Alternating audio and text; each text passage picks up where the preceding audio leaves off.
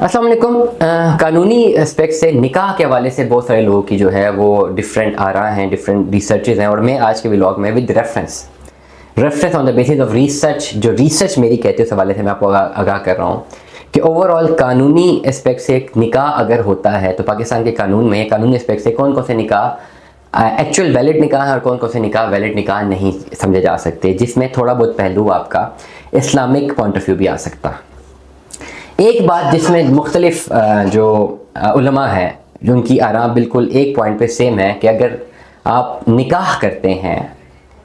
یہ میں اہل سنت کی بات کر رہا ہوں, اگر آپ نکاح کرتے ہیں اور اس میں گواہ نہیں ہے تو وہ لڑکا لڑکی آپس میں نکاح کریں, گواہ نہ ہو تو وہ نکاح نہیں ہے according to the Sunni point of view. اس میں اختلاف ہو بھی سکتا ہے, نہیں بھی ہو سکتا, لیکن اوور آل سب لوگوں کا ڈیٹا کلیکٹ کر کے جو زیادہ پرسنٹیج ہے وہ اس پرٹیکولر بات پہ لوگ آتا ہے جو ڈفرینٹ علماء ہیں. اب قانونی ویلیو پہ جائیں تو قانون یہ کہتا ہے, قانونی طور پہ اگر ہم شرعی نکاح کی طرف جاتے ہیں تو شرعی نکاح میں اگر دو لوگ آپس میں ایجاب و قبول کریں, میاں اور بیوی, اور دو ایٹ لیسٹ گواہ وہاں پر موجود ہوں تو یہ شرعی نکاح ہو گیا, اور اس میں حق مہر کی رقم طے ہو جائے یا دے دی جائے گواہوں کی موجودگی میں یا غیر موجودگی میں, تو یہ نکاح ہو گیا. آن دا ادر ہینڈ اب یہ جو نکاح ہے یہ شرعی نکاح ہے, لیکن قانونی طور پہ اس نکاح کے اوپر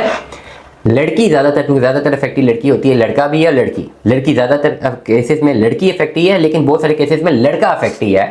کہ دو لوگ لڑکا لڑکی آپس میں نکاح کر لیتے ہیں, لڑکے کی محبت ہوتی ہے لڑکی کی بھی ہوتی ہے, وہ دونوں آپس میں غلط کام سے بچنا چاہتے ہیں, نکاح کر لیتے ہیں, شرعی نکاح کر لیتے ہیں, چھپ کے نکاح کر لیتے ہیں دو گواہوں کی موجودگی میں, اور اس کو کنٹینیو کرنا چاہتے ہیں. لیکن ایک ٹائم پہ لڑکی کہتی ہے کہ اس نے نکلنا ہے, جانا ہے, اس نے طلاق لینی ہے, اس نے کہیں اپنے آپ کو اسٹیبلش کرنا ہے اور اپنے گھر والوں کی مرضی سے کہیں شادی کرنی ہے, اور لڑکے کی بالکل بھی خواہش نہیں ہوتی کہ وہ اس کو چھوڑ کر جائے, لیکن زیادہ تر کیسز میں لڑکیاں جانا چاہ رہی ہوتی ہیں. اوور آل اگر ہم اس کی روح کو دیکھیں تو اس پرٹیکولر پورے سینیریو میں اگر یہ نکاح ہوتا ہے تو لڑکی کو بہت سارے اپنے حقوق جو ہے چھوڑنے پڑتے ہیں, کیونکہ لڑکے کو زیادہ اس میں آسانی حاصل ہے, کیونکہ اوور آل جو ہے ایک آپ کا شرعی نکاح ہے, زبانی نکاح ہے, اس میں کوئی ڈاکومنٹ نہیں ہے, تو لڑکی اگر کلیم کرنا چاہے دنیا کے سامنے تو اس کے لیے مشکل ہوگا کلیم کرنا, پروف کرنا, جب تک وہ لڑکا خود اس بات کو نہ مانے. اب ڈاکومنٹ کی بات کرتے ہیں تو پاکستان کے دستور کے مطابق اگر یہ شرعی نکاح ہوتا ہے اور اس کے عوض اگر اس کو ڈاکومنٹ کرنا ہے, ڈاکومنٹ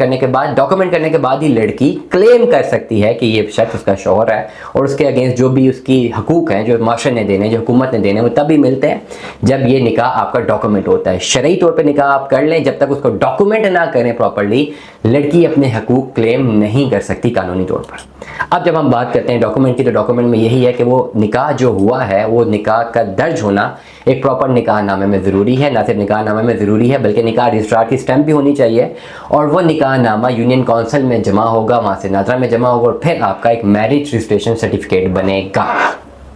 میرج رجسٹریشن سرٹیفکیٹ کے بعد پھر FRC فیملی رجسٹریشن سرٹیفکیٹ میں بھی وہ نام آ جائے گا. اب کوئی ایسا شخص جس کی آلریڈی بیوی ہے, بچے ہیں, اور وہ چھپ کے نکاح کرنا چاہتا ہے, شرعی نکاح کر لیتا ہے, آلدو اس میں اختلافات ہیں, لیکن اگر وہ شرعی نکاح کرتا ہے اور ٹو سم ایکسٹینٹ ہم اس کو سمجھتے ہیں کہ وہ ویلڈ نکاح ہے, شرعی نکاح ہے, لیکن اگر وہ اس کو ڈاکومنٹ نہیں کرتا تو زبانی نکاح رہے گا. اور اگر وہ ڈاکومنٹ کر جاتا ہے تو آبویسلی جیسے وہ ڈاکومنٹ کرے گا,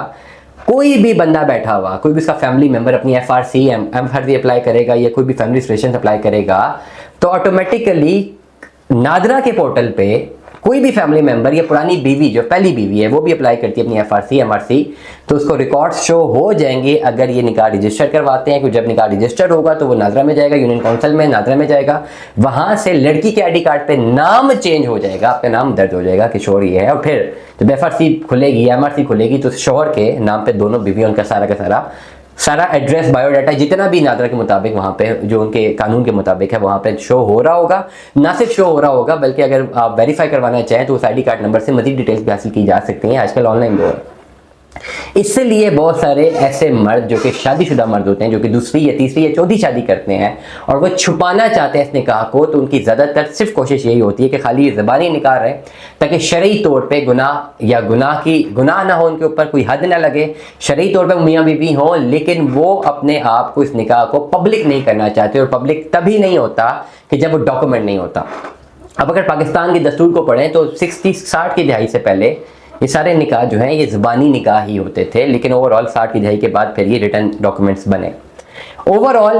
कानूनी पॉइंट ऑफ व्यू से जितनी मेरी रिसर्च है वो यही है कि अगर लड़का लड़की दोनों अदालत में जाके भी बोल दें कि हाँ, अगर लड़की बोले मैं इसके निकाह में हूँ और उसके जो गवाह जिनके सामने निकाह हुआ था वो भी आके गवाही दे दें, तो ये निकाह ही तसव्वुर होगा। लेकिन अगर गवाह वो लाने में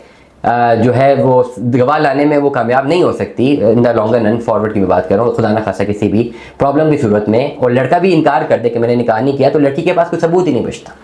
सिमिलरली अगर लड़का बोले कि ये लड़की मैंने निकाह में, लड़की इनकार कर दे और गवाह नहीं है, तो लड़के के पास भी कोई सबूत नहीं बनता। ये सारी चीज़ें अगर आपने ओवरऑल अगर इसमें सबूत चाहिए तो डॉक्यूमेंट करना और इसको रजिस्टर करवाना लाजमी है। ऑल्दो शरई निकाह हो जाता है, शरई निकाह में मुख्तलिफ उलमा की राय है कि हाँ ये निकाह हो जाता है, ठीक है, और इसमें हद नहीं है। लेकिन ओवरऑल अगर पाकिस्तान के दस्तूर के मुताबिक बात करें तो वो निकाह ओवरऑल वैलिड तभी रहेगा, या उसमें कानूनी तौर पे आप मियाँ बीवी तभी कहलाएंगे जब कानूनी तौर पे आप अपने डॉक्यूमेंट्स बनवा के उन्हें प्रॉपर मुतलका इदारों में सबमिट करवाएंगे। दो में याद रखिएगा, अपना बहुत सारा ख्याल रखिएगा। Stay tuned with us. अल्लाह हाफ़िज़।